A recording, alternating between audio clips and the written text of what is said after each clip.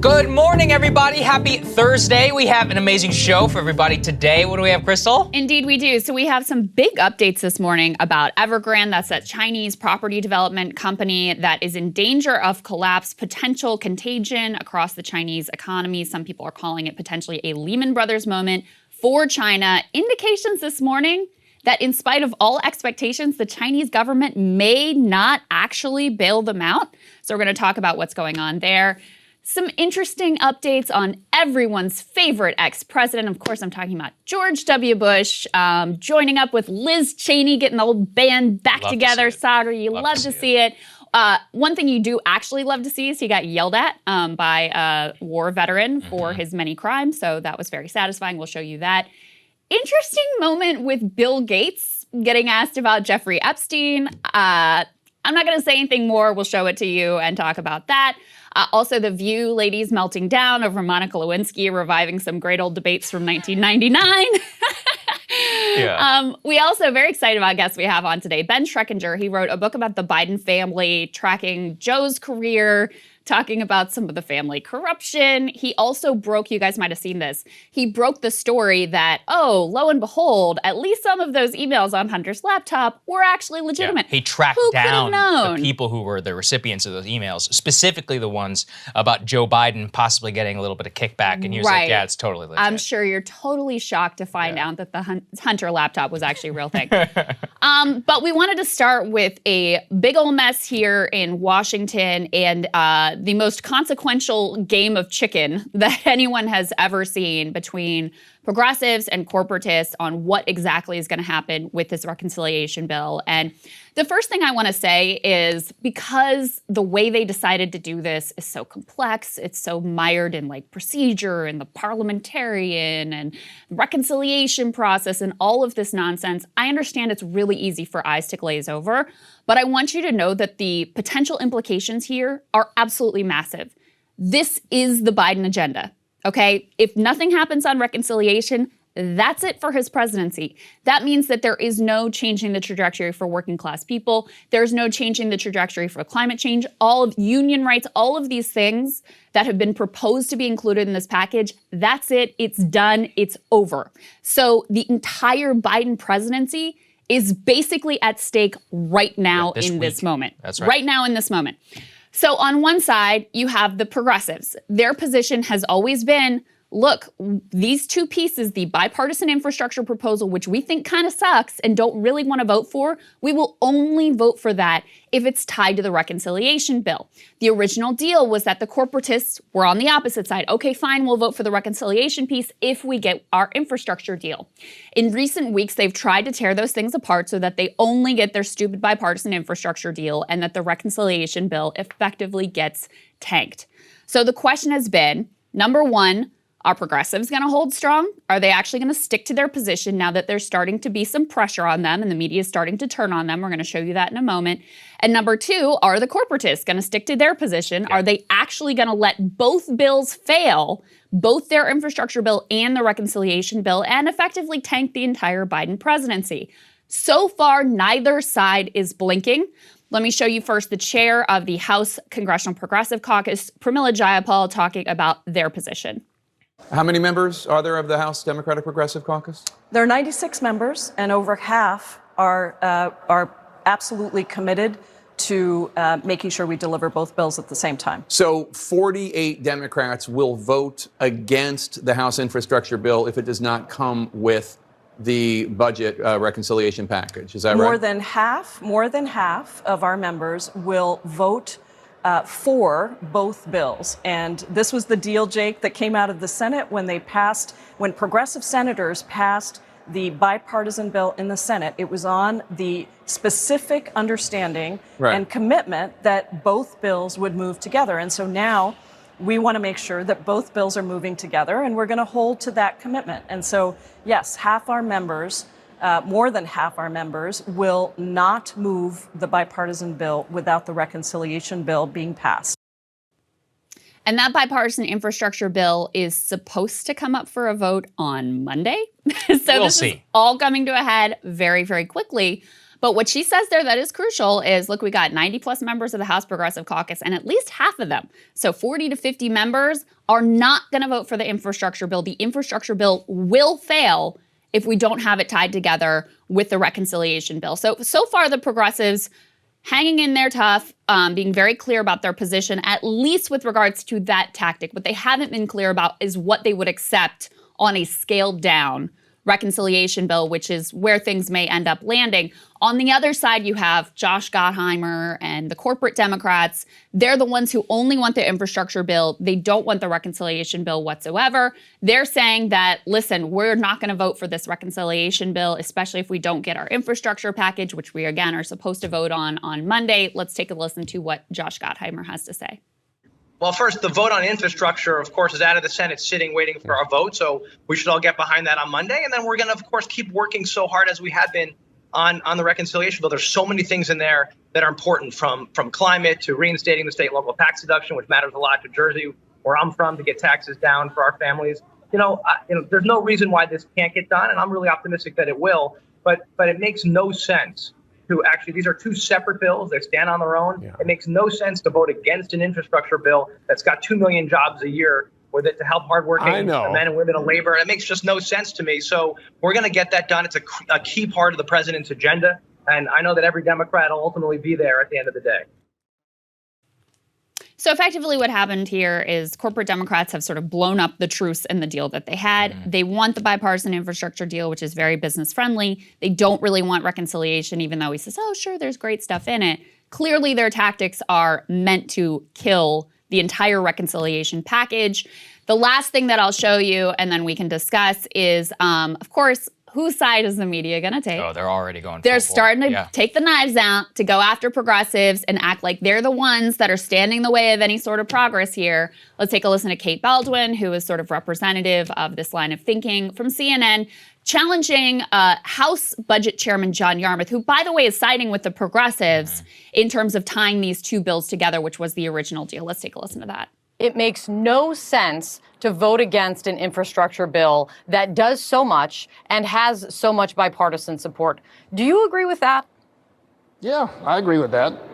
I wouldn't vote against it. This is why this makes me feel. This is why I feel crazy, because this is why people are right to feel crazy watching how this is going on in Capitol Hill right now. You agree, but we don't agree. No, I agree that I would vote for that, and that Josh is right. This is a bill worth passing, and we ought to pass it. And what is kind of cut off in that clip is he does, in fact, side with the progressive and want the two things together. But you can see the way that the media is taking the side of the corporate Democrats, as they always do, Saagar. You know, it's really, watching this, it is stunning on a couple of levels. Number one, of course, the media is coming in. They have a bias where anything getting done is better than nothing, even if that anything is bad. Especially if it's got the word bipartisan attached to it. They just like swoon instantly. It's not even true that it's bipartisan this time, because a lot of House Republicans aren't even going to vote for it. They're whipping against it. Exactly. They don't want to give the Biden administration a win. I think there'll probably be about 10 or something defections, but that's not necessarily enough in order to pass the bill. Just to update everybody fully on the news. So let's put this up there on the screen from Jake Sherman. So each of the different factions actually met with the president, or at least at the White House. I think the president did talk with some of them. Gottheimer, Murphy, that's kind of the moderate crew, quote unquote. The Progressive Caucus, Jayapal, Mark Pocan, Jim McGovern, Barbara Lee, they met there also at the White House. Many senators were over there too. I do have to say, on a macro level, as the Biden agenda is crumbling, where the hell is Joe Biden himself? He has not done anything. I was telling you that he had this bizarre moment in the Oval Office where Boris Johnson, the British Prime Minister, was like, let's take questions. And he was taking questions from the British press while the American press was shouted down by these White House lackeys. And our president in our Oval Office is not taking questions about this bill. That's awkward. That's insane. Which is his key, his literal legacy. Everything. You know, it could turn out here, Krystal, that that Obama at least got, some fake Obamacare thing at the end. It was better than nothing. It's very likely that there's nothing that comes out here at all. Now, David Sirota, seems to think that after this whole thing is killed, there'll be some other semi-reconciliation bill. I mean, sure, that's possible, but everything is coming to head right now. We've got the debt ceiling. We've got a possible government shutdown looming here because of a continuing resolution in order to fund the government. We've got the reconciliation bill. It all comes to head on Monday. Pelosi says, quote, "We're on schedule," whatever the hell that means.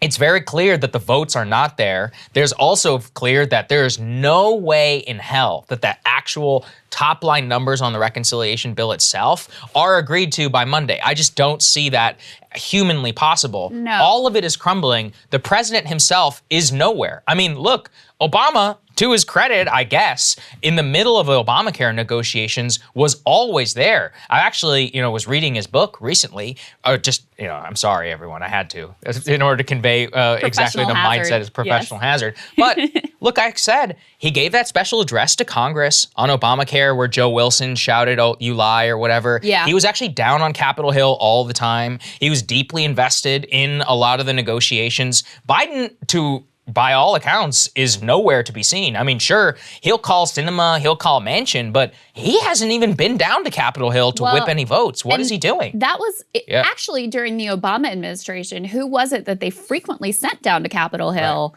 to try to twist arms and work on these negotiations? It was Joe Biden. Yes. I mean, this is a central part of the case that he made to the American people. I'm going to be able to get things done. I was there. Because, I know the system. Yeah, right. I know these people. I know how the institution works. I know how to do these sort of backroom deals. There's an implicit critique of Obama in there because Obama was sort of famously above getting his hands dirty in these kinds of negotiations. Joe has always been the opposite kind of politician, very hands-on, very relationship-based. And yeah, I mean, you just don't really see that happening. You don't see an affirmative case being made to the American people about any of this either. So it is quite puzzling. A little update on what did happen in those White House meetings where he did at least insert himself a little bit. Yesterday he had the conservative factions and he also had the progressive faction. So this is from Manu Raju, tweeted this out. For the progressive Democrats told Biden that September 27th date, that's Monday, for a House vote on the infrastructure bill is, quote, kind of arbitrary to us. And the president left it at and said, "Let me think it over and talk to Schumer and Speaker Pelosi and get back to you." So that's kind of where they left things with the progressives, like, let me think about it. With what Manchin said that Biden told him is, and again, take all of this with a grain of salt because everybody coming out of this room is trying to spin things in their favor. But what Manchin said is, he basically said, find a number you're comfortable with on the reconciliation bill based on the needs that we still have and how we deliver to the American people. Please just work on it. Give me a number and tell me what you can live with and what you can't.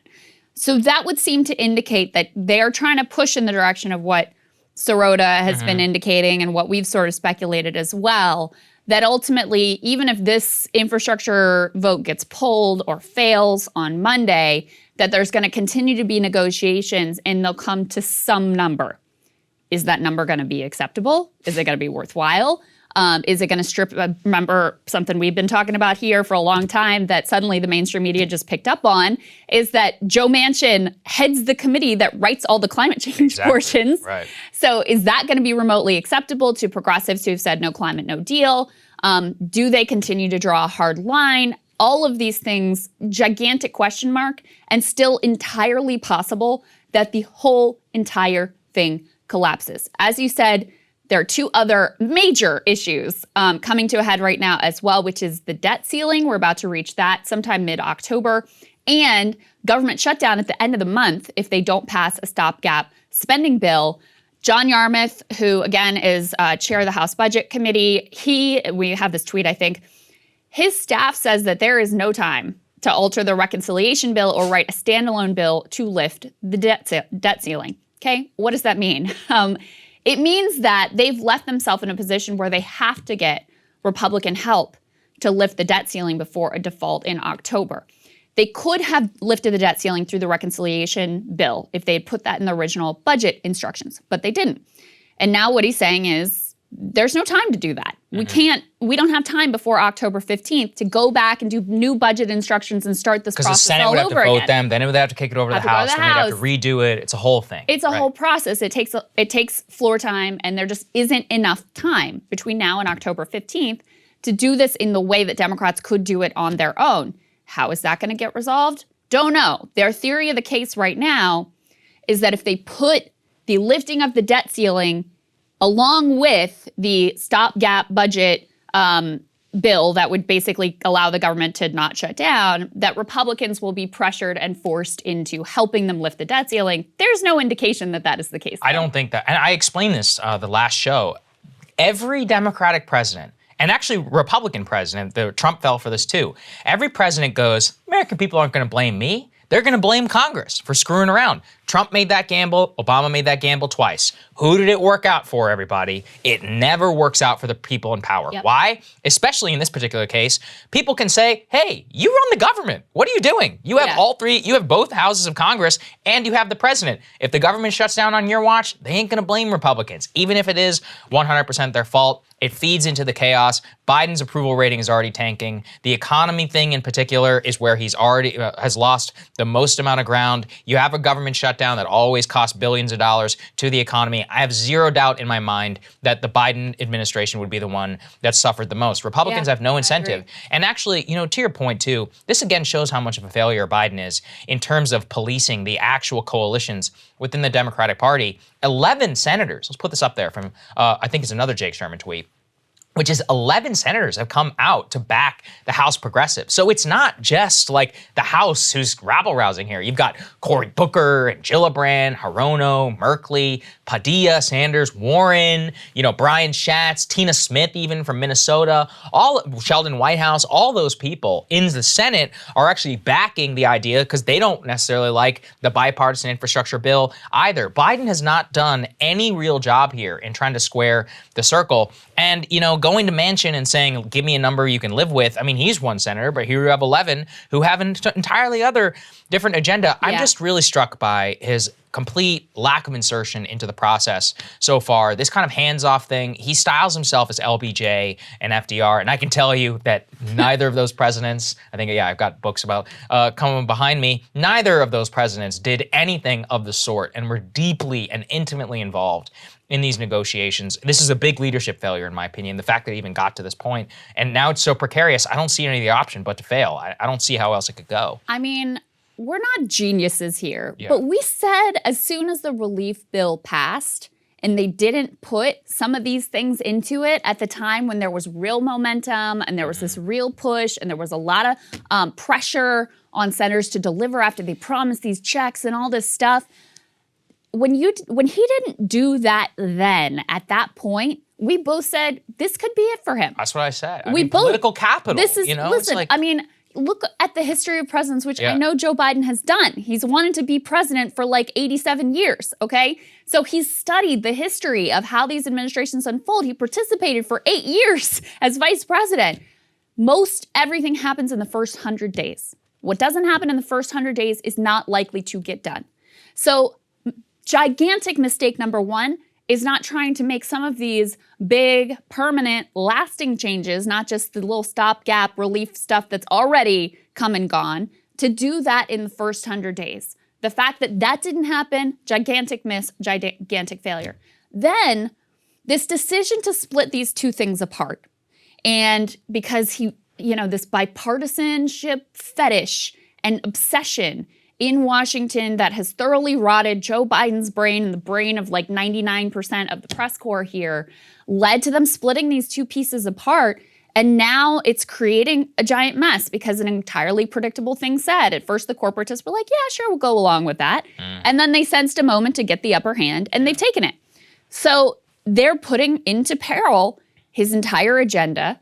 And yes, that's their fault, but it's also his fault because the entire strategy, the tactical decisions that were made led to exactly this moment that we're at. Also, they've known that this government shutdown was coming. Also, they've known the debt ceiling was coming. Also, they've known the Republicans are assholes and aren't going to help them lift the debt ceiling. Like, this is breaking news to you somehow. Were you alive in 2010? Right, yeah. Or any time. Like, what? You thought Mitch McConnell was going to help you with your little problem here? Of course he's not. Of course he's not.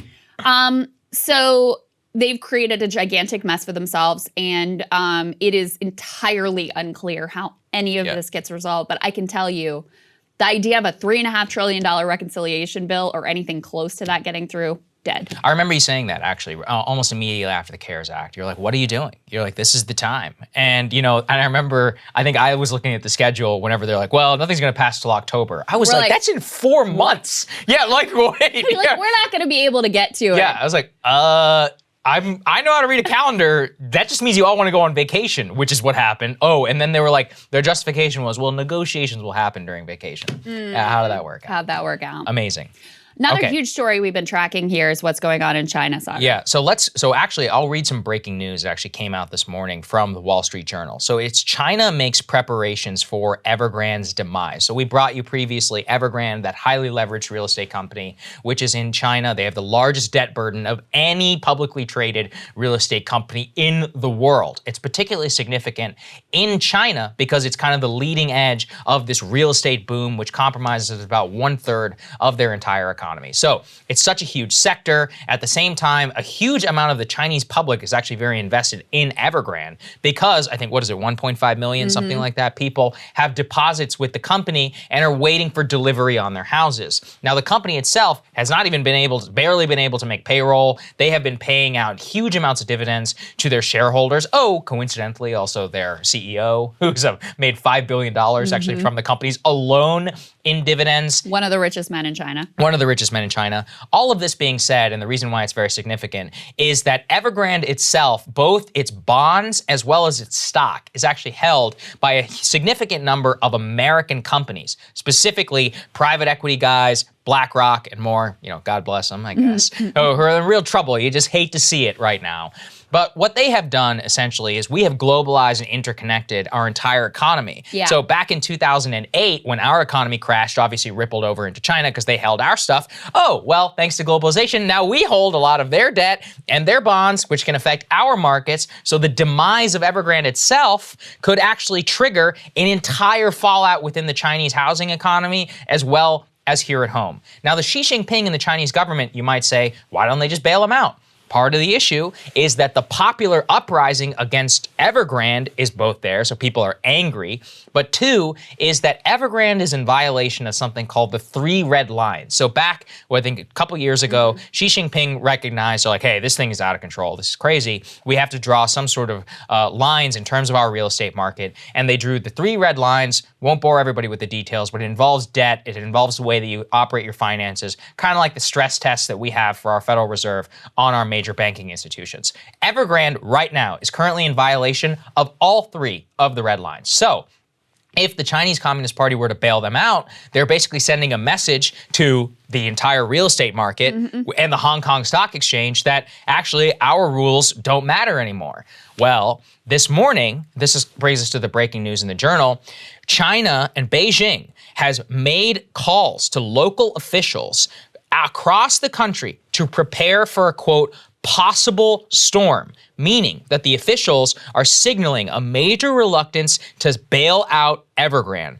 That could trigger, and this is what we have here, is a slowing Chinese economy. And the reason why is that Evergrande is actually intertwined with a bunch of interconnected deals with some of the biggest property developers all across of China. And it's so similar to our own housing bubble, which is that these companies were only able to leverage themselves up to such heights as long as the prices of houses continued to go up, because they had appreciating assets which were on their books, which they could again borrow against. Housing prices are beginning to go down. We're beginning to see that these fake cities and all these things have built are not there or are incomplete. The Chinese public itself is beginning to be outraged. Xi Jinping needs to show that he's the boss and that he will allow a company like this to fail. But the real thing that we all have to be worried about is contagion, which is that if the Chinese Evergrande goes out, we already saw 3 different companies on the Hong Kong Stock Exchange, which were real estate companies, collapse almost by 90% before the Chinese halted trading on that stock exchange, Krystal. Yep. And all of it comes together for the contagion, which could reach into our private equity holdings here in the United States, which of course don't just hold Evergrande, they hold all kinds of domestic companies. So they have a cash crunch. Yeah. They might have to call in stuff. Then we're gonna see, drops in our holdings. It's just a total and complete mess. So there's a lot of seeming confidence among a lot of Wall Street analysts that like, oh, even if Evergrande fails and it's terrible for China, like we're going to be fine. And maybe they're right. Like these guys study this stuff for a living. Of course, they're like routinely catastrophically wrong all the time and have their own interests in being like, the market's fine, continue to invest. Don't worry about it. It's all good to go. So I don't really take their word for it because even if, and their justification is basically like, listen, it's mostly domestic Chinese firms that are tied up in this thing. Yeah, BlackRock or whoever, they have some, but it's not like a huge exposure. Yes. You also have a difference from Lehman Brothers in that Evergrande has real assets that they can sell off. So it's not, just a total like fabricated gambling house of cards. But we all know that the stock market is basically fake. And we know that it's just a graph of rich people's feelings. So if China starts to have major economic issues, how can you be so confident that this isn't going to have follow-on effects? I mean, it just doesn't make sense to me, knowing the very basics of what we know about how interconnected the world is, how globalization has made it so that a problem in a gigantic economy like China's, how can that not be problem for us as well? I mean, we see even, the way that our supply chains are all screwed up, partly because of our own issues here, partly because of global issues with regards to COVID. So to me, I just do not trust the idea that if China has a gigantic problem, it's just going to be contained to China and it's nothing for us to worry about. And they do have major issues here because first of all, you have that 1.5 million average Chinese citizens who are like, where's my house? Evergrande employs 200,000 people, roughly, thereabouts. That's not including the contractors who, and again, a lot of this, there's very little transparency, but who seem to be, needing payment and not receiving it because Evergrande and the other real estate development companies in China seem to have taken a similar approach, but Evergrande's the worst. I mean, they fueled their growth with debt. And it was all effectively kind of like a pyramid scheme. I mean, borrowing from Peter to pay Paul. And then when the music stopped and there stopped being so much demand for housing and prices start to increase at a less rapid rate, and then these regulations come in, putting pressure on them, making it difficult for them to borrow more to continue to fuel this cycle. When the music stops, they're host. So you have, you have, what was it, 280 cities or something in China that Evergrande has projects in. You've got 200,000 employees. You've got all of these contractors. You have, in China, 171 domestic banks and 121 other financial firms that have exposure here. You have all of those, you reference, a lot of these property deals and development deals are actually joint ventures with other smaller companies. So they're all exposed and screwed. And this is a third of China's economy. I mean, a lot of the way that they've been able to fuel growth is through this housing market that keeps going up and up and up and up, gigantic bubble created. And then on the other side, you have people who haven't been able to buy into that, their version of the American dream, the Chinese dream of home ownership and all of that. And prices have just gotten to a point where it's wildly unaffordable for people. So that was part of why they wanted to tap the brakes here. They didn't want it to continue to escalate forever, creating an ever larger bubble, making housing wildly out of reach for people. So they're in a very tough position. And, it is a very similar dynamic to what we faced here and the choices that politicians made here, terrible ones and many times, with regards to our own housing crisis, because they enshrined the idea here of too big to fail. And they sent a message to the banks that you can be as reckless and careless and despicable and criminal in your behavior as you want, and we're going to bail you out, and there's not going to be any consequences, and your executives are going to get as rich as they possibly can.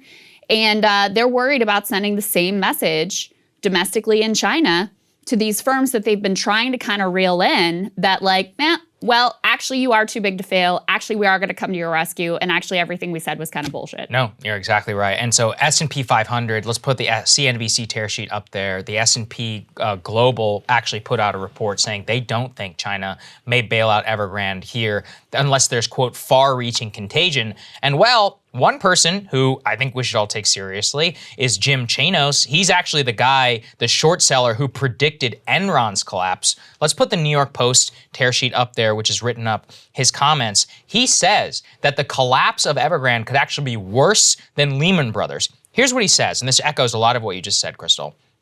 Quote, there's a lot of Evergrandes out there in China. Evergrande just happens to be one of the biggest.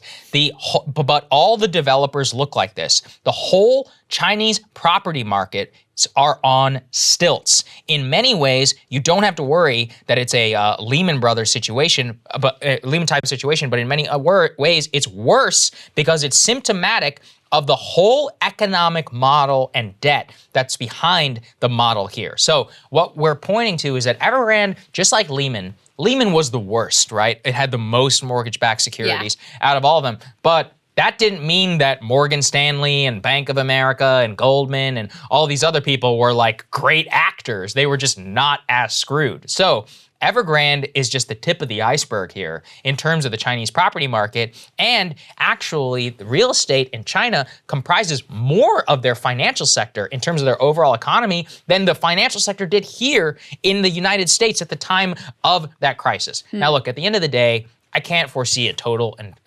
collapse just because they're an authoritarian state and they can literally just reach in and be like, yeah, no, none of this is happening. It's completely over. But some sort of contagion within our markets in particular is not, too far to be seen. I absolutely think that he could be correct here in terms of even remember that our investors have hundreds of billions of dollars which are invested out in China. Even a reduction of gain by 5% would have a massive impact on the returns of our traders. And as much as I wouldn't like it to be, those people supply a huge amount of liquidity and more to the rest of the financial sector. Yeah, I mean, it's very hard to predict how these things end up because, yes, it's an authoritarian country. Yes, they're gonna, if there is a widespread contagion, they're gonna jump in and do what they can. But it's almost chaos theory. You just don't know in a complicated and rigged and, unpredictable situation like our global economic system is.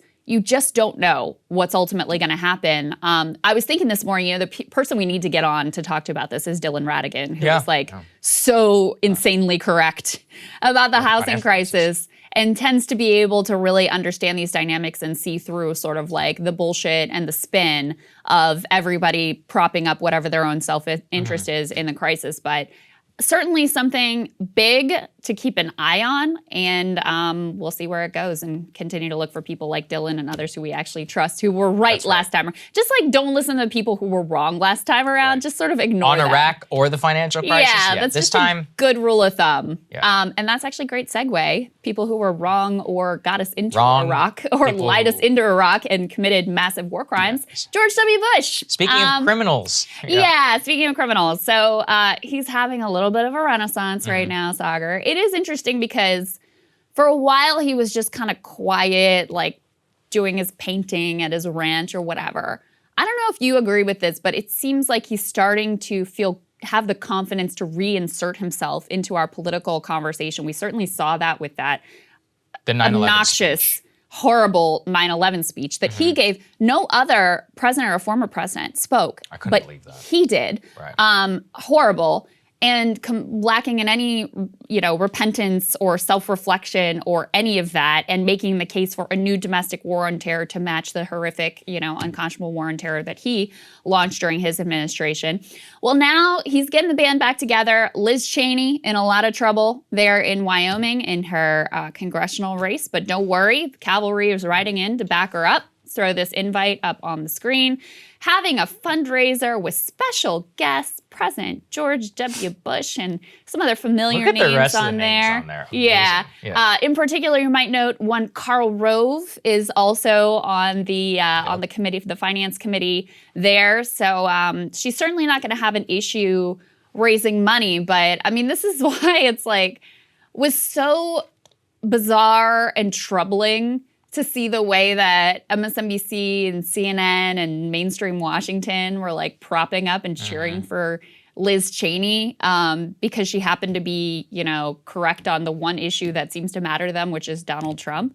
But meanwhile, you're going to align yourself with this dude who, I'm sorry, was way, way, way worse. Just put aside their like personality traits.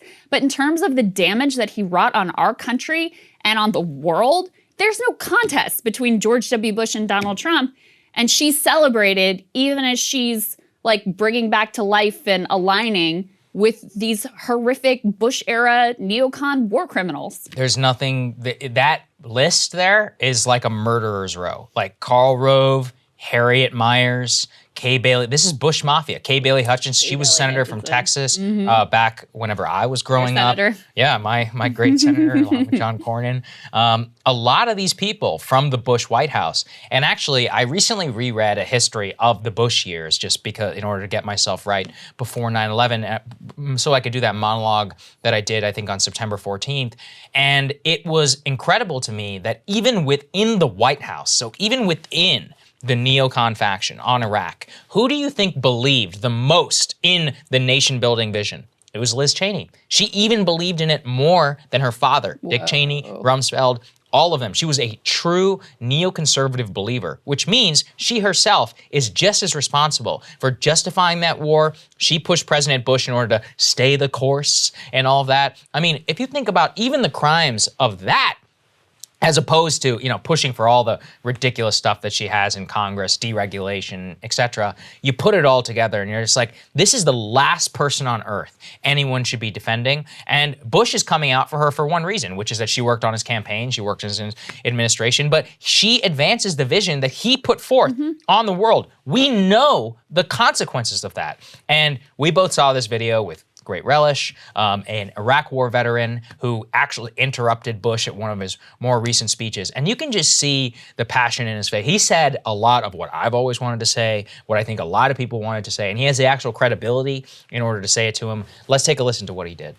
Mr. Bush, when are you going to apologize for the million Iraqis that are dead because you lied? You lied about weapons of mass destruction. You lied about connections to 9/11. You lied about Iraq being a threat. You sent me to Iraq. You sent me to Iraq in 2003. My friends are dead.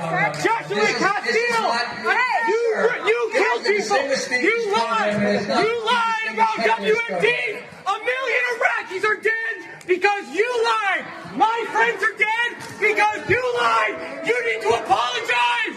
Apologize. Wow. Put it in my veins. Yeah, it's just amazing. And also, who are these women manhandling this guy? He served in Iraq. Like, get the hell out of here. You know? I mean, security, weird. Okay, that's one thing. But like these little female organizers or whatever, I'm like, show some respect. You know? It looked like it was just like the lady who happened to be sitting next to him. I was like, what are you doing? I did kind of like her beige jumpsuit, though. I will. Yeah, look, they were dressed very nicely. Yeah. I've been to some of these things, and sometimes you see these protesters, it's pretty annoying. But like these ones, veterans, you leave these people alone. I've even seen, I think, Cindy Sheehan or whatever. Yeah. She lost her son. Yep. She can do whatever the hell she wants. Okay? Agreed. Yeah, and by the way, so this is Mike Prisner, who is, you guys may know, journalist Abby Martin. This couple, man, they go hard. They do not mess around. But, I mean, I can't imagine anything more righteous. I mean, at the very least, given that this man has faced zero accountability, is now like a hero celebrated by resistance liberals. By the media. And absolutely, and routinely celebrated by the media as like, oh, those were the good old days under George W. Bush. At least for him to have to listen to that, at least for him to have to see the face of one of the men that he put through hell because of his lies and his atrocities, at least it's some modicum of something. So kudos. I mean, it's an amazing thing to watch, and it's far less, obviously, than what George W. Bush actually deserves. It's far less than what he deserves. It gives me, I guess it makes me happy, because what it is that I was worried. I was like, are we forgetting? I'm like, are we forgetting what these people did?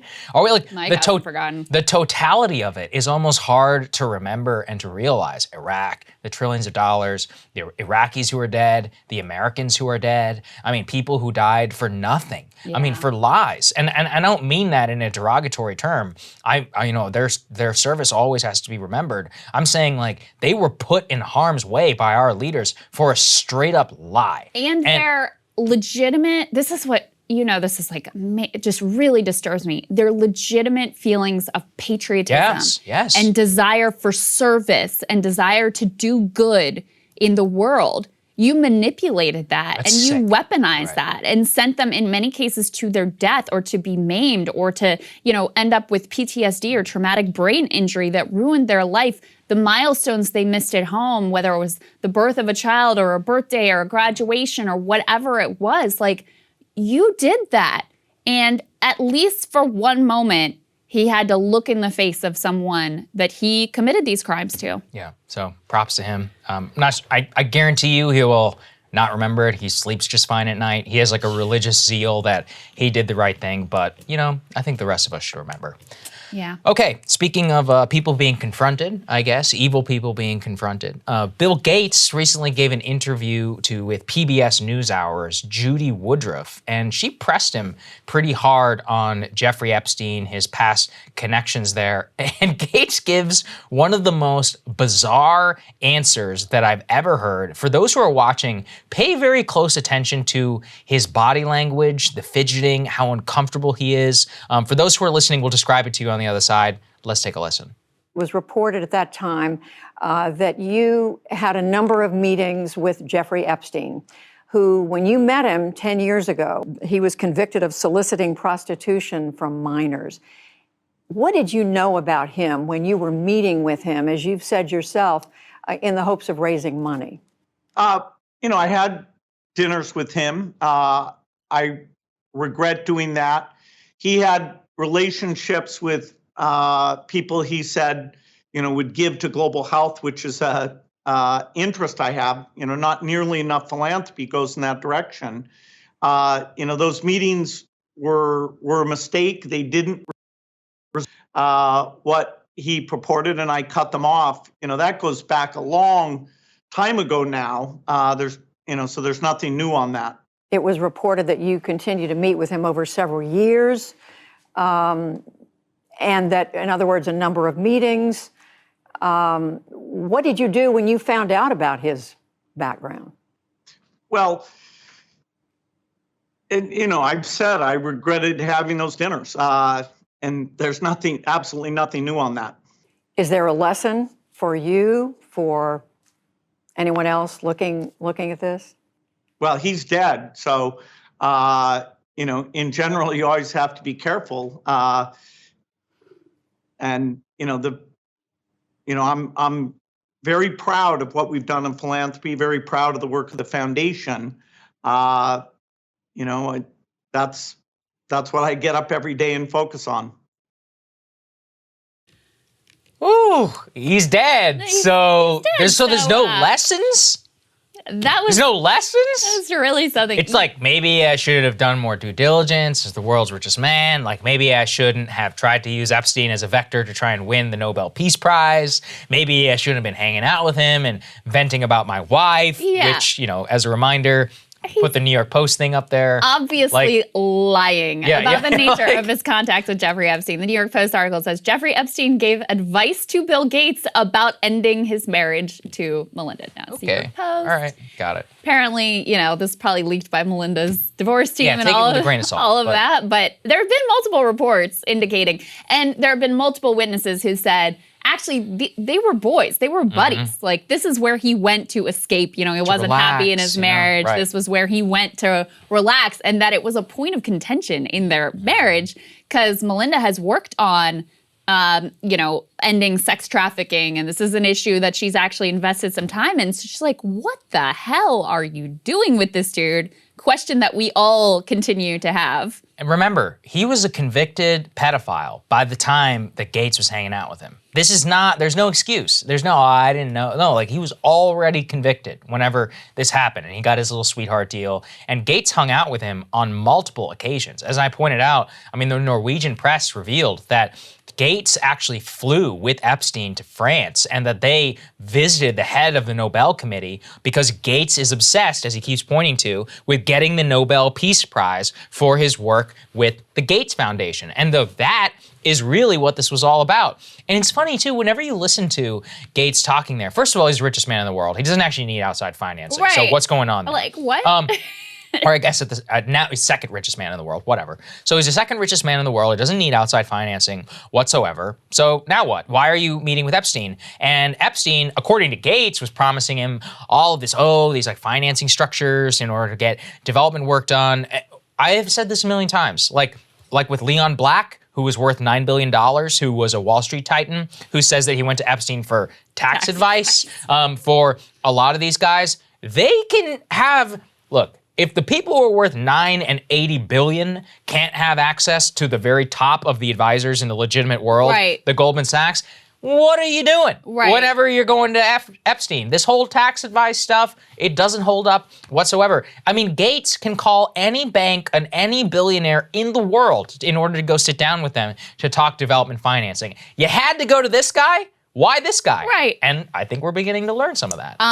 Adam Johnson actually tweeted to this point. He was like, Gates keeps giving this line. He hung out with Epstein multiple times because Epstein had access to donors for public health. Yes. And not once does anyone ask the obvious question of, who specifically is this person? Who are these people who Bill Gates cannot on his own get in touch with? And then he says, Secretary, Sir Bill Gates called again. He wants to talk about donating with you to cure AIDS. Mystery rich man. Bill who? Tell him I'll only deal with him through my disgraced child sex trafficker contact. That's a great point. And that's exactly what I'm talking about, which is the Gates Foundation actually has a larger footprint in many countries than the USAID, our aid organization. To give you an idea of the scale of which he already is operating at whenever he's meeting with look, all we're saying is stop BSing us. The story makes no sense. We're all seeing through this. It's insane. Like the idea that you need Jeffrey Epstein for money. You're Bill Gates. I know. You are Bill Gates. You are one of the richest men on the entire planet.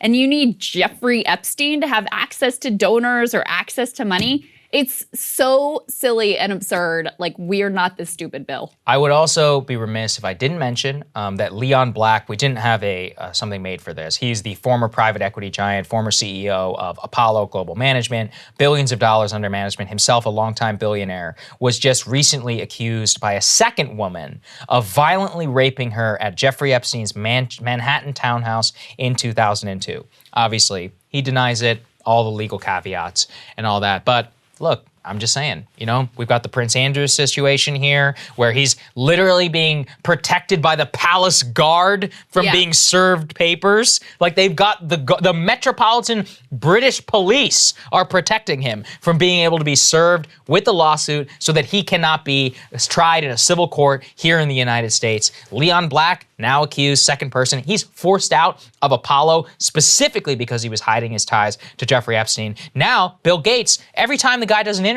also, did you notice he's like thumbing for his old wedding ring? It's kind of sad, actually. I didn't notice that. Yeah, he's like fidgeting. It's not there anymore. So he's got that whole situation. He says, and yet, look, the real problem is, and props to Woodruff for even pressing him, but somebody needs to ask that question. What were you getting from him that you can't get anywhere else in the world? You're already one of the world's biggest philanthropists. Not a single one of these billionaires who've been caught up with this guy have ever answered. They all answer the same version of, I wish I never met the guy. Like Leslie Wexner or whatever, the Victoria's Secret guy who signed over all of his fortune to him for some reason. That one is really... Right. Seems to have been the key to how Epstein was able to live this lavish lifestyle in the beginning, and ingratiate himself into these circles to start with. But Epstein's dead, so Bill Gates thinks we should move on. It's amazing that he says there's no lesson to be learned. He's like, I got to do my due diligence. He's like, he's dead. It's like, he's dead, so okay, all right. Interesting comment. Right. Next, speaking of things dredged up, some of you might have seen FX actually launched. Real retro show we got going. This is very retro. Well, it's interesting because I've been trying to watch the series. It's not on Hulu or whatever, but FX, which did the O.J. Simpson trial and something else, which I think was the Versace thing. They just did a mini series on Lewinsky, so it's kind of it's revived a little bit of the Lewinsky discussion. And I do actually think it's important for people my age and maybe even a little bit younger. We weren't fully cognizant, I think, during the Lewinsky scandal, but I mean, it was, the national story of the time. It was 100%, what was happening. And one of the elements of it, which modern feminists would go crazy over, is the fact that a lot of these old school feminists in the Democratic Party, they didn't just go to bat, they went hard for Bill Clinton to smear Monica Lewinsky turned her life upside down, basically slut-shamed her, and not blamed, the president who has, had multiple allegations against him. We got a little bit of a preview of that from The View yesterday when Joy Behar who was exactly one of these people, channeling her inner 90s protection instincts. Listen to how she describes what the Lewinsky scandal meant for Monica Lewinsky and who the real victim was. Let's take a listen.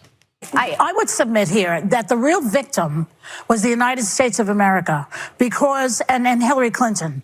Because if you remember when the debate was going on between Trump and Hillary, Trump brought in all these so-called victims of Clinton's peccadillos, right? Okay?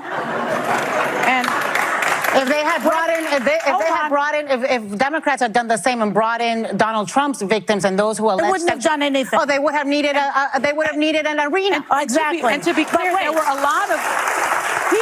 He allegedly abused a lot of women. Bill Clinton. Yeah, he but when he brought those women into that debate, that hurt Hillary Clinton. And that is the real victim. The country lost a great person. Hillary Clinton could have been the president instead of that criminal that we had there for 4 years. And that's the real victim, and that's the real loser. I want to push back. Wow. The real victim was Hillary and the United States. Well, and what she means by the women themselves is that a good man was taken out as president, reputation tarnished, and a good woman who should have been our rightful president was tarnished by all of this. I mean, I also love the way she says in this just voice full of contempt, alleged victims. It really does harken back. And even I was I wasn't really super political when I was young. So this was all sort of happening in the background. And I wasn't really tuning into all of the Washington debates and Maureen Dowd columns and whatever when I was 17 or whatever it was at the time. So even for me, it's helpful to remember the way people thought about this and portrayed this at the time. But yeah, all this language from the beginning about if you drag a $20 bill through a trailer park and calling them bimbo eruptions, and then the way that these supposed feminists came in not to attack Bill for his exploitation of, Monica, she was a young intern. She was 23 and her years old. entire life has now become defined by this and ruined by this. And that she goes on to say, she's doing fine, she's making money. But money's not everything. You've had your entire life and identity stolen from you by this man when you are a young intern and he's the most powerful man in the world. And you don't think that that's relevant still today in 2021? You haven't figured that out? And you're, alleged victims. The other thing, we spoke with Juanita Broderick back when we were on Rising. Around Tara Reid. Around Tara Reid and all that was happening there. And you can see the way that because of how she was treated, she has her own agency and all of that, but because of the way she was treated so terribly by the Clintons, by everybody around, by everybody in the Democratic Party, she is so far down the right-wing rabbit hole. And you can see the way that they're just sneering contempt pushes people away. You can see it very clearly in that instance, but this is just a disgusting way to view the whole situation, and that she still unrepentantly views it the same way she did in 1999 is pretty interesting. Whatever you think of Juanita, she's a sweet lady. I think we at least got that from the interview. She's such a nice woman. Yes. And, she was smeared viciously by these people. And, and she accused Clinton of rape back in the 70s, and the machine just destroyed her. And actually, I dug this up. So I didn't even know about this until the Me Too whole thing started in 2017. Which was one person, her name was Marjorie Williams. She actually wrote this back in 1998. Let's put this up there on the screen. One of the only honest actors. And she was like, hey, Clinton's sordid entanglements with Flowers and Paula Jones and Monica Lewinsky have drawn barely a squeak of protest from the powerful writers, lawyers, activists, politicians, and academics who call themselves feminists. And what she points to repeatedly is that a lot of the people who call themselves feminists back in the 90s, because politically, Clinton actually defended a lot of the stuff they agreed with. They not only gave him a pass, Krystal, they were saying stuff like, oh, well, he's just a virile Southern man. I was like, okay, all right. So that's justification for taking advantage of a 23-year-old intern Wow. and turning her life upside down. He never apologized to her once. And the fact of the matter is, like, nothing's really changed. Yeah, I mean, think about Time's Up. Like, think Same about thing. this Yeah, organization Cuomo, all that. supposedly dedicated to Me Too and telling the stories of survivors and helping them fight back in court and all of that. And what you come to learn is, like, no, actually, you just want to control what happens within the Me Too movement. So it doesn't come for any of the politicians you like Joe Biden, when Tara Reid comes to you and says, here's what happened to me, and are you going to help me? And the answer is, hell no, absolutely not. And then with Andrew Cuomo, not only are they like, we're not going to help you, they're like, how can we assist in smearing Andrew Cuomo's accusers? So nothing's really changed. They have total blinders on when it comes to, like, who counts, whose allegations matter, how they should be handled. It's not really any different. And I guess that's what this moment with Joy kind of reveals, is, like, they haven't actually changed. They may be a little better in general, like, rhetorically, about pretending that they don't say he's virile care about all women. They wouldn't say that virile. They wouldn't, like, allow the bimbo eruption language or the $20 through the trailer park language. But underlying all of that, there's still entire levels of, like, hypocrisy and selective outrage when a woman comes forward with a credible allegation. That's right. Krystal, what are you taking a look at? Well, I believe that reality actually matters more than messaging or misinformation or political ads, more than shutdowns even, or procedure or poll numbers. The way people feel about their lives and their jobs and the future for their kids has a lot more to do with how and whether they'll ultimately vote than the sorts of debates on language and framing and ideology that normally dominate the cable news airwaves. Of course, part of why we've had these crazy swings in our politics from one team to the other is because reality has not been that great. The naive hopes of the Clinton tech bubble era, they've collapsed into a depression of elite crimes, financial precarity, and working class oblivion. The most brazen criminals in the country, they got rich. The most honest, salt of the earth people in the country, they got screwed. And we keep tossing out this party and then tossing out that party because neither one actually gives a damn about doing anything to restore some basic sense of fair play, of possibility, of just an expectation of a basic level of dignity. But to give you a few specific examples of my grand theory that reality actually matters, let's think about why Trump lost. It's pretty obvious. People felt crappy about a pandemic that was keeping them at home, their kids out of school, and threatening their loved ones. Even if Trump had done nothing different at all, but the pandemic happened to be easing and people were starting the fall with their kids headed back to school, zero doubt in my mind that he would have been reelected. Another example you can think to, back in 2012, things were not all that amazing in the economy, but the unemployment rate was consistently ticking down. The number of people in the country who felt the nation was on the right track was consistently ticking up. It was enough for Obama to defeat the cartoonish caricature of out-of-touch wealth that they skillfully defined Romney as.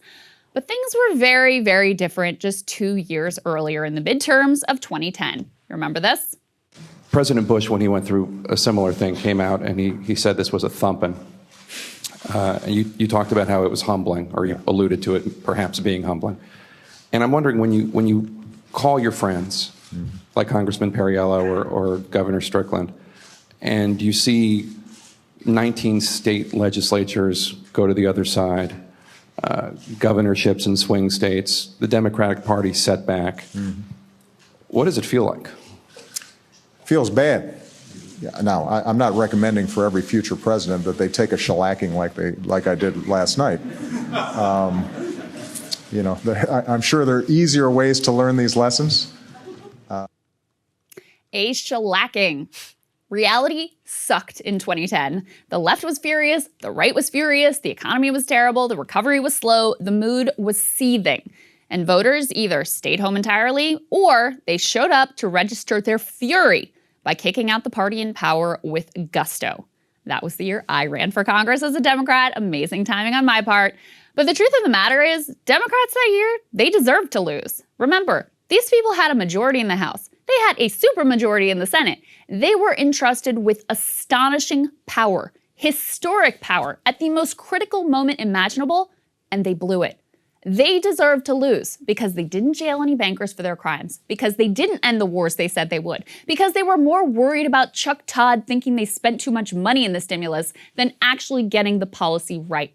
They decided to do a giant giveaway to health insurers rather than actually rip out the corrupt healthcare mafia system root and branch and create in its place something that was actually about health and care. The Republicans, of course, they didn't deserve to win, but there is zero doubt Democrats suffered a righteous and fully deserved loss. Well, friends, where are we today with the Biden administration? We got some check-the-box executive orders, we got a short-term relief package that has now mostly expired, and we got a truly courageous withdrawal from Afghanistan that was marred unfairly by media coverage and very fairly by a drone strike that murdered an entire Afghan family and their babies.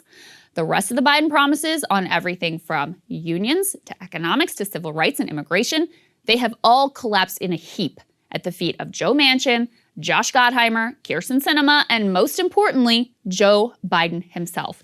Think about it. He promised to raise the wage to $15 per hour. That's gone. He launched his campaign with the firefighters union, pledging to be the most pro-union president in history. But the PRO Act looks set to go down with the reconciliation bill or be cut out by the parliamentarian. Climate change is in the hands of coal baron Joe Manchin. Voting rights, police reform, redistricting reform, campaign finance reform, all dead. Immigration reform has been killed by the parliamentarian. The entire populist economic agenda appears right now to be going down in flames. A base that was highly animated to end the cruelty of Trump-era immigration policies, they've been treated to images of horror at the border and the realization that the Biden admin is now engaged in one of the largest mass expulsions of migrants in history. Maybe nothing, though, exemplifies Democratic Party failure better than the doomed fate of prescription drug reform. Everyone in the party has been running on lowering drug prices for more than a decade. It is a policy supported by 80 or 90% of Americans, and it's probably going to fail.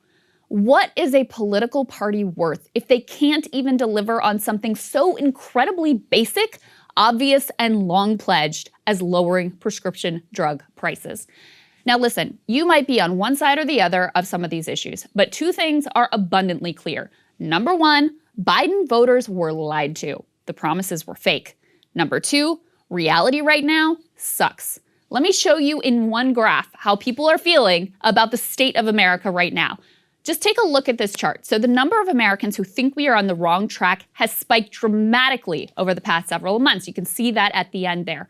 Wrong track has been besting right track for a while now in America, but back just as recently as May, wrong track was only ahead of right track by a mere 7 points. Today, that gap has exploded to 30 points as Delta has surged, supply shortages have widened, and Biden just looks on. He has burned up so much time fixating on this bipartisan infrastructure bill in the absurd belief that voters are going to care more about whether Lindsey Graham signed on to an agenda than whether Biden has actually delivered for the American people.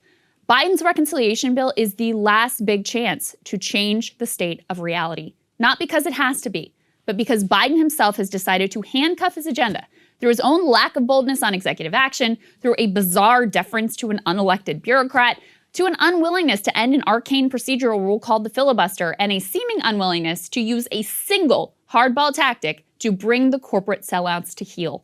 Not to mention a disastrous political strategy that left the entire agenda hanging until right now. So just like 2010, Republicans don't deserve to win. They have zero to offer or say. But do Democrats deserve to lose? You betcha. Unless something wildly changes, the party in power will get shellacked, and they will deserve it. And listen, we talked about this starting the show. He left all of this till now, and he fully deserves the failure that they look set to face. Look, I think he's done, and it's for this reason, which is that at the same time, he's not actively out there trying to do anything about it. As in, he gave, one speech on the vaccine mandate with the testing equivalent? That was it. Yeah. Gone. I don't even remember him on the world stage since then. He was at the UNGA. Okay, it was fine. But every single one of these things, none of it is seeming to drive action against the problems that people are facing. That was Obama's problem too. I mean, you saw this with Obamacare. They dithered on that thing for 9, 10 months, so that by the time it was done, nobody knew what the hell was in it. The opposition was fierce, and Dems didn't really have an affirmative reason to come out and vote in 2010. Same thing. If you're a Biden Democrat, especially if you're one of those swing voters, the Trump, but why would you come out to vote? I mean, really, like, what was, in a way, you accomplished, like, Trump is gone. So now what? Like, you're not giving anybody a reason to come out and do anything. We covered this in our last show. Unless Roe versus Wade thing happens, I think they're screwed, 100%. I think Roe would change everything in terms of the political makeup, actually could give them a reason, but here's the sad part. It would have nothing to do with Joe Biden, right? It would have to be with Donald Trump and the Supreme Court justices he appointed. But Biden caught a bunch of lucky breaks to get him into the White House. This would fit with his career. In the primary and the general election, ultimately, I mean, the man has suffered a lot of tragedy and a lot of bad breaks in his life, but in this little stretch, he didn't campaign in the primary, really didn't campaign in the general election, and just through sheer fact of how terrible things were going in the country, he's the beneficiary. Well, guess what? Now people are, those numbers on right track, wrong track, and the way it's just like exploded in the wrong direction. To me, that says everything. There's also new polling from Gallup that shows him at the lowest approval rating. Weirdly shows Kamala with a higher approval rating. I think that might be fake news. Yeah. But anyway, consistently, if you look at averages of polls, he's now consistently underwater. Yeah. People feel bad about how things are going in the country right now. And so we get very wrapped up in Washington about the procedure and the shutdown and the reconciliation bill, and all of these things only matter in how they shape the experience that people have in their day-to-day lives. So the messaging around it, trying to jockey on cable news to show we're up and they're down, et cetera, all of that matters a lot less than how people are actually going to feel going into the midterms. And today, they feel pretty crappy. I completely agree. All right, Saagar, what are you looking at? Well, by now, you may have heard of the case of Gabby Petito. She was a young 22-year-old girl. She set off across the country this summer in a van with her boyfriend, Brian Laundrie, for a trip out west. It was documenting her experience very meticulously on social media and her popular YouTube account. Now, the case actually has captured national attention after Petito's remains recently were identified in Grand Teton National Park. Preliminary finding is that her death was sadly caused by a homicide.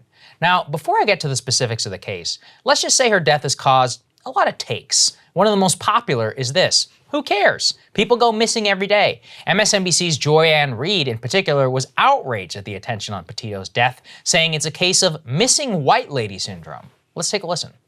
If you've been watching the news for the past few days or on Twitter or TikTok, you're probably familiar with the name Gabby Petito, the 22-year-old aspiring social media influencer who was reported missing after her fiance returned from their van life excursion without her. On Sunday, human remains believed to be Petito's were found in a national park in Wyoming.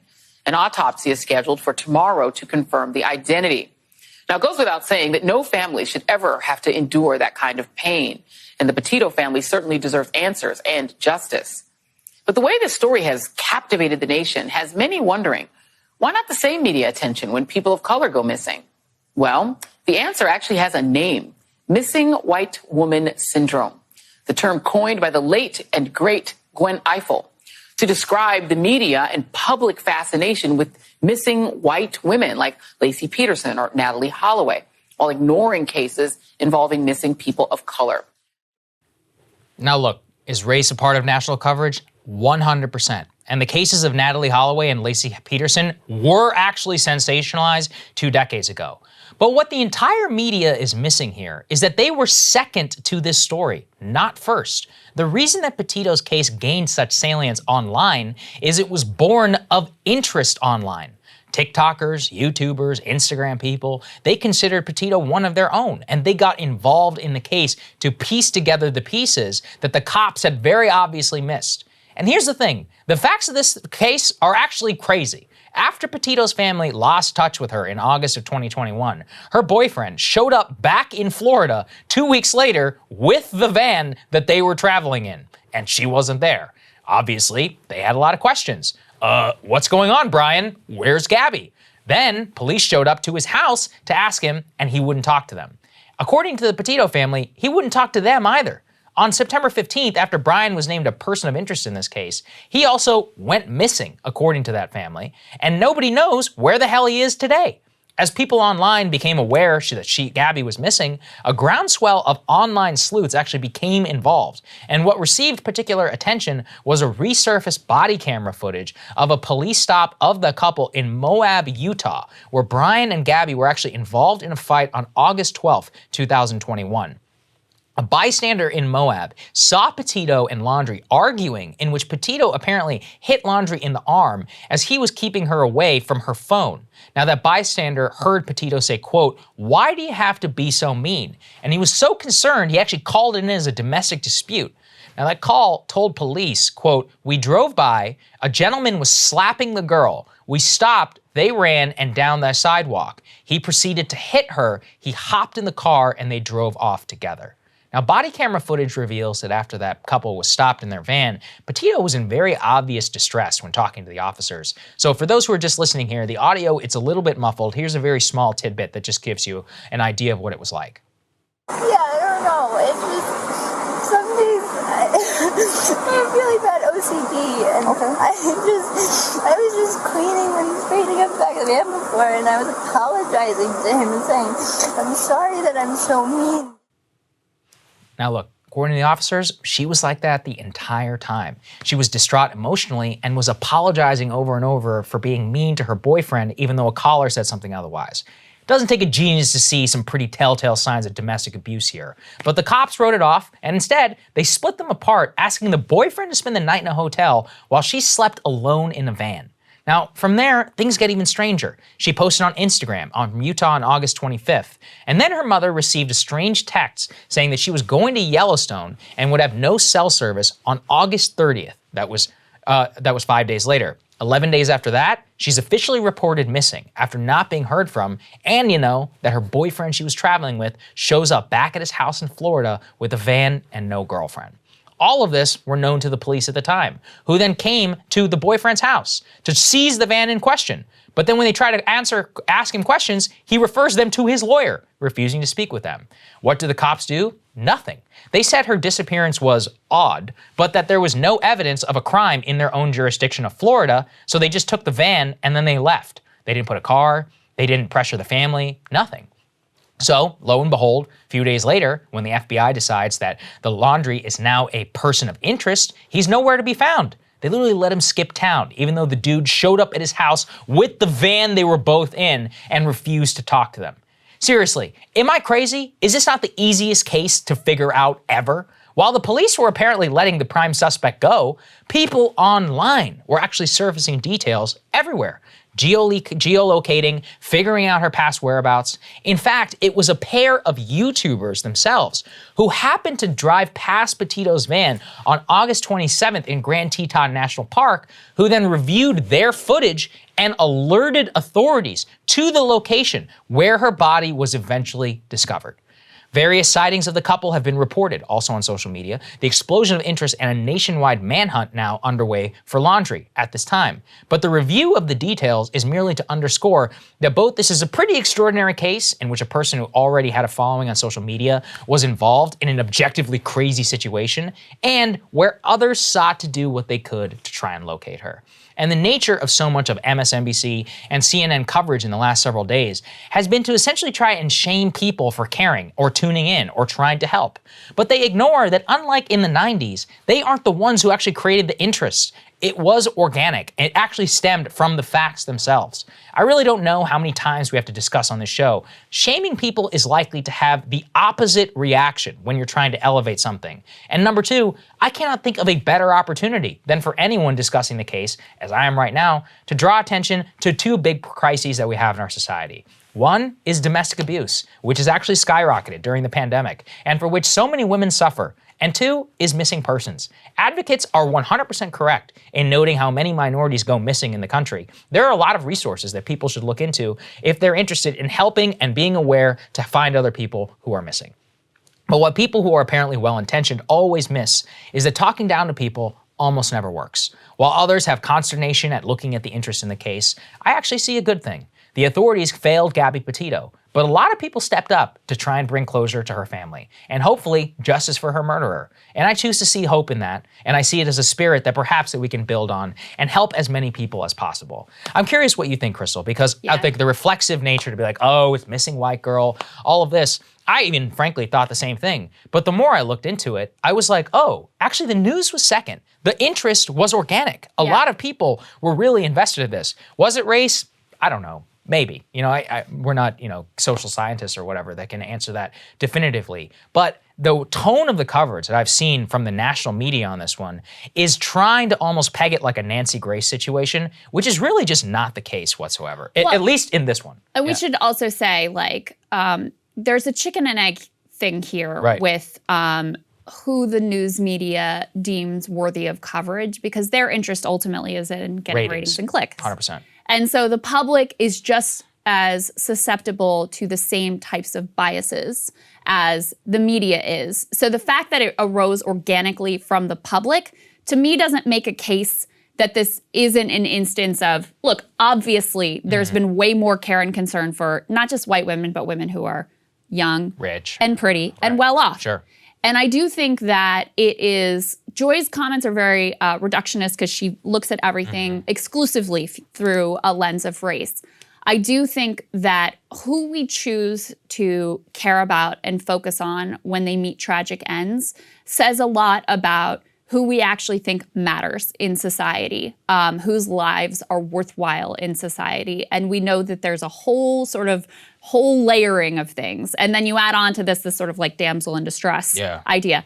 Let me be totally clear.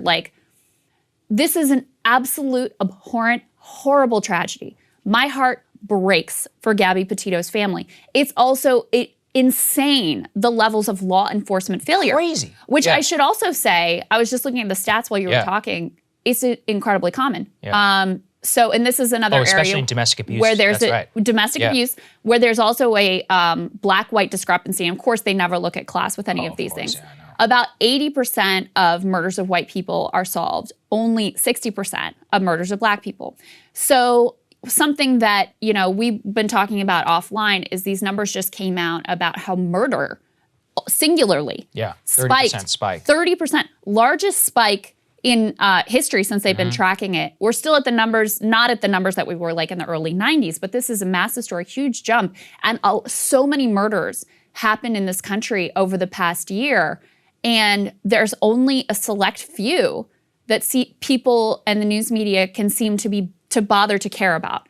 So I do think that the conversation about why is it this story that people actually cared about when there are thousands of others that go unnoticed, I do think that's a worthy conversation to have. Now that's different. See, and where you get into trouble here is sometimes there's this sense of retribution, we shouldn't care about the white people. Right. That's where things go wrong. That's what bothers me, is I'm look, no, exactly. We're all in this together. People. It should be no, everybody should get the attention that Gabby Petito did. Every time law enforcement fails in this regard or just gives up or just, blatantly doesn't really care about a violent crime of this sort, everybody should get the same level of care and attention as Gabby Petito did and her family ultimately did.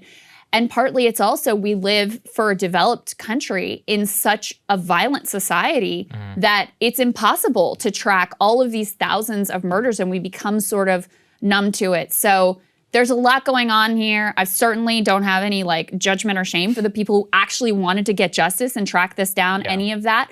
But I do think it's a really worthwhile conversation to say who is it that we as a society, whose lives do we actually value and actually care about? And what does that say about us as a society? I completely agree. I actually recommend everybody who's listening, Amanda Knox was actually recently on the Joe Rogan podcast. Oh, interesting. And she did a really good job of highlighting this. She's a big wrongful conviction advocate, Innocence Project, and all that. And she's talked specifically about many of the women that she met in prison who are completely forgotten, who were Nigerian or barely didn't even speak Italian in the Italian prison, who were just totally left behind by the system. And that's exactly what we need to see. We need to see the connections between those high-profile cases and that. And shaming people one way or the other, it's not going to do anything. So that's why I felt compelled. All right, we've got a great guest standing by, Ben Schreckinger. Let's get to it.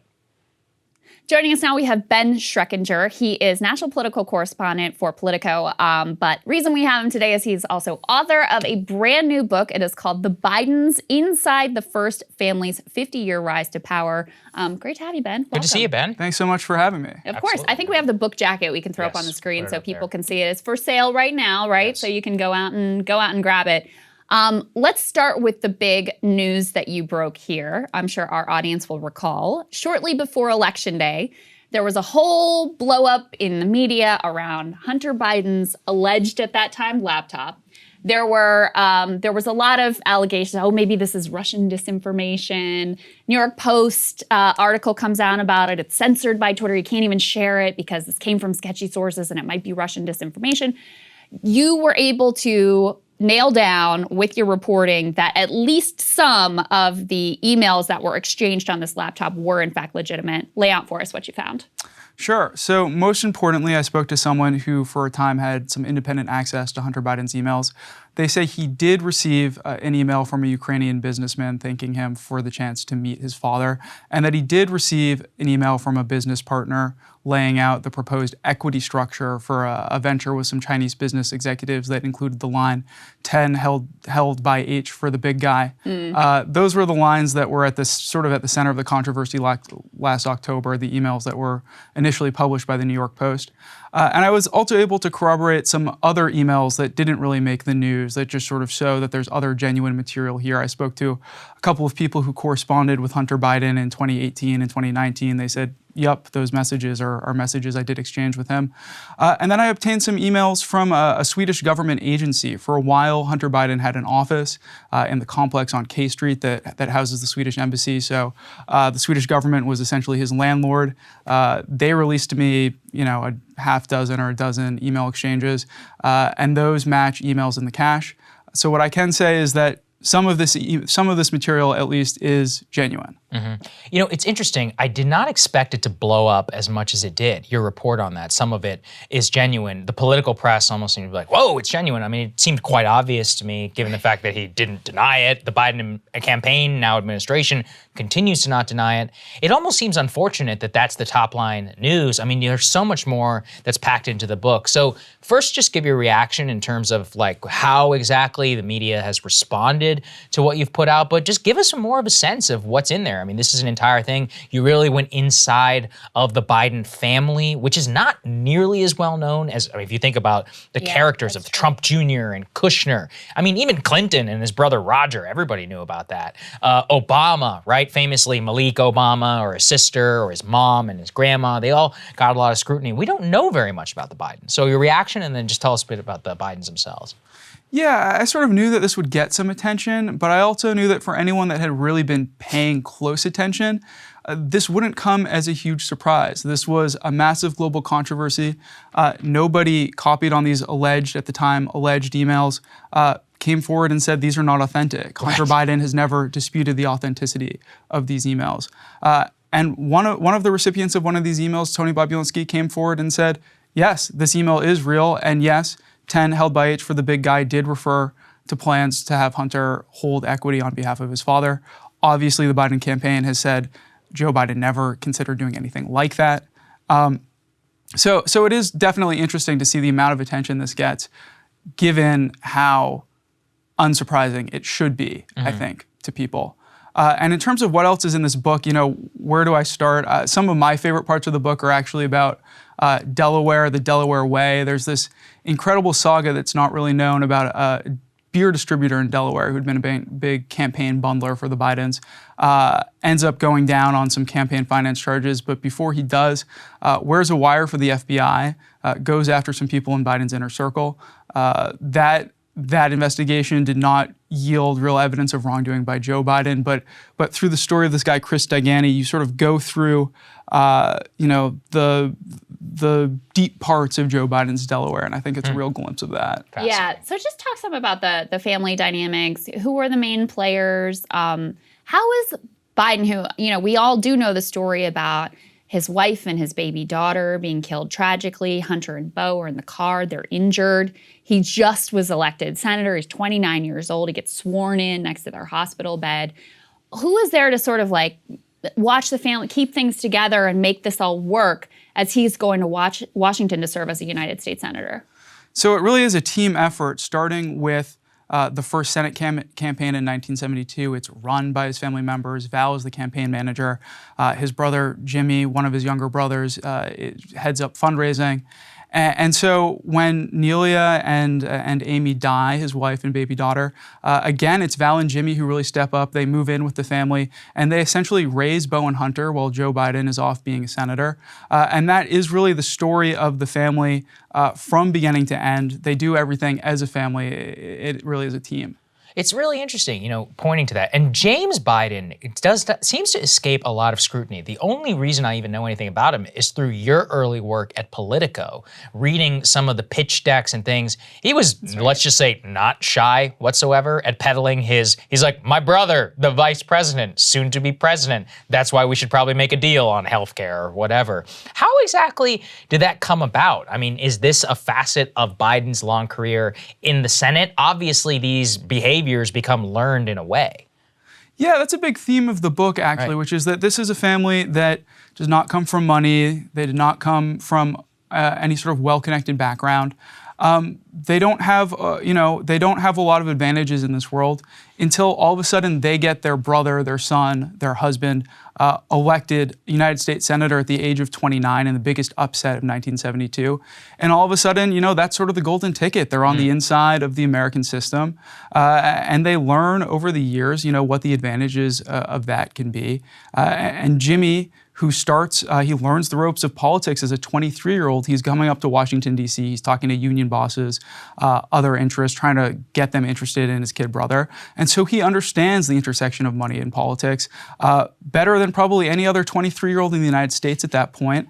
And the trajectory of his business career from there basically illustrates the ways in which his connections to Washington, his influence, his ties to influential people can be helpful to a business career and can potentially land his brother in hot water or at least create some unseemly appearances in some of these dealings over the years. Yeah. My experience with your reporting is that you really, take a pretty fair and critical lens, no matter what the party, whether it's someone who's in favor with the mainstream media or not in favor with the mainstream media, which is part of why, we really wanted to have you on and talk about this book. Is it your sense covering Washington that the Bidens are unique in the level of sort of trading access and favors and trading on the family name? Or do you think that they're firmly in the mainstream of basically how this town operates? I haven't gone as deep on every other political family in Washington as I have on the Bidens. I would say that they're probably emblematic of the Washington establishment, people who have been in power for a long time, who understand that there are advantages to proximity to power, people who have not landed themselves in an incredible amount of hot water, but there are often questions of propriety raised by some of these dealings. Just look at Hunter Biden's work for Burisma. Yeah.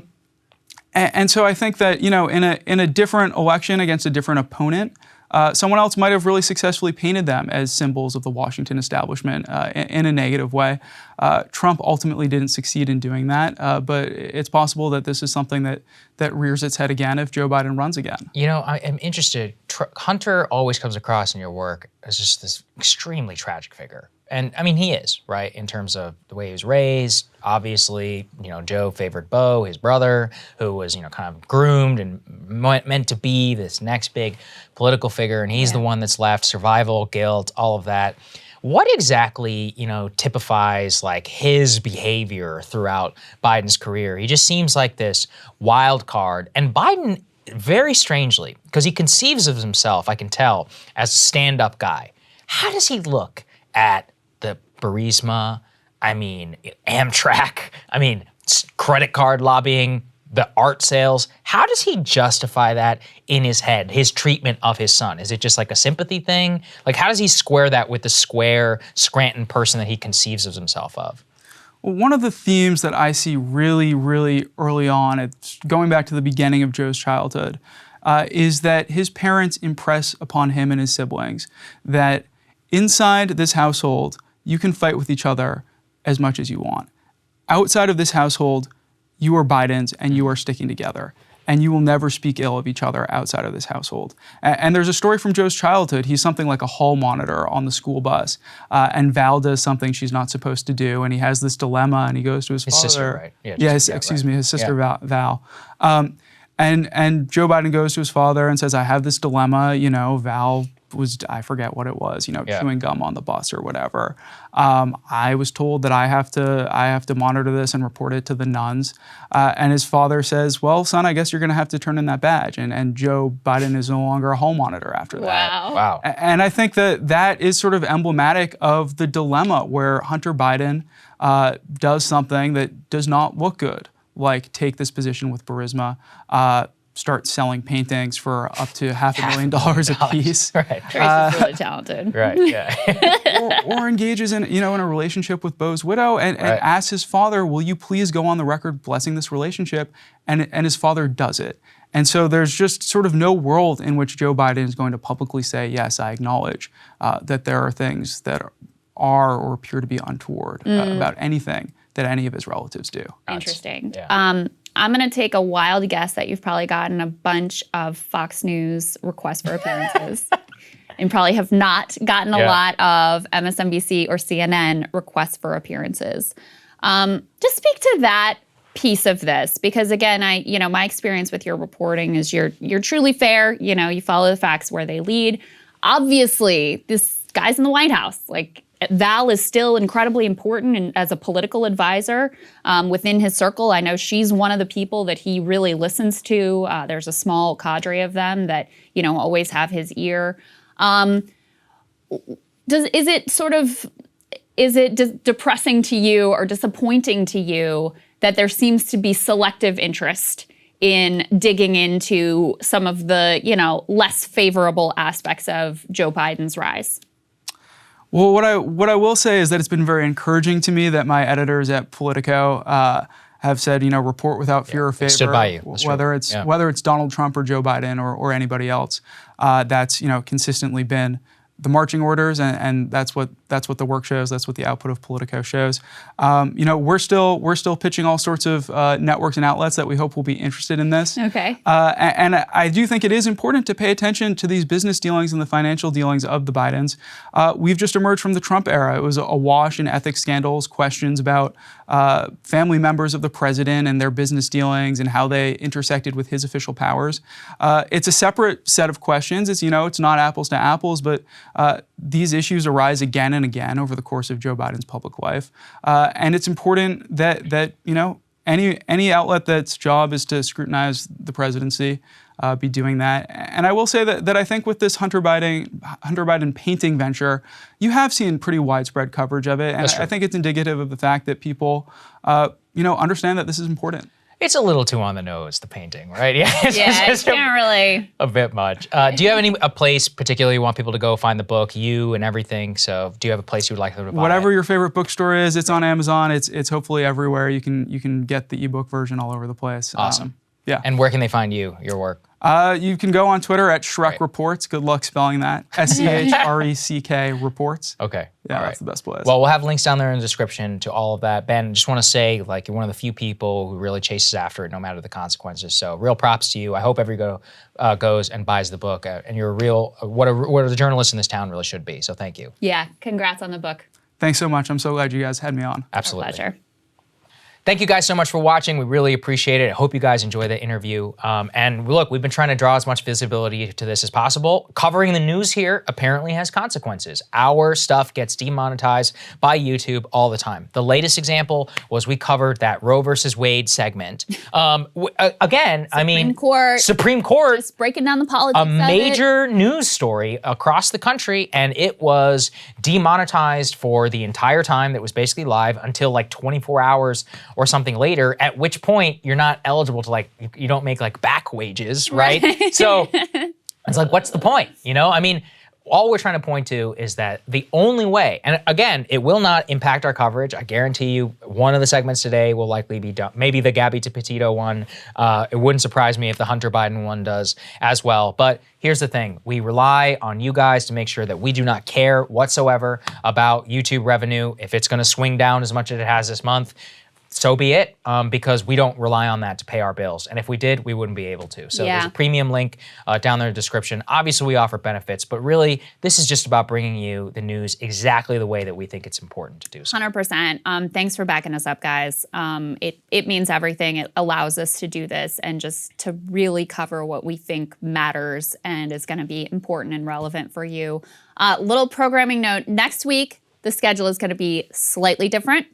Normally we're Monday, Tuesday, Thursday. Next week it's going to be Monday, Wednesday, Thursday. There's a conflict here at the studio. No big deal, but so Monday, Wednesday, Thursday. Yep. Also over the weekend we're going to be putting out the mini show of the weekend content. So look for that on podcast. Also those videos will be posting over the weekend. And one other little thing, I'll do a little tease here. Got a little new partnership that we're going to be able to announce next week that we're excited about. I think you guys will be excited about it too. So stay tuned for that as well. Love you guys. Stay safe this weekend. Enjoy yourselves, and we'll see you back here next week. See you Monday.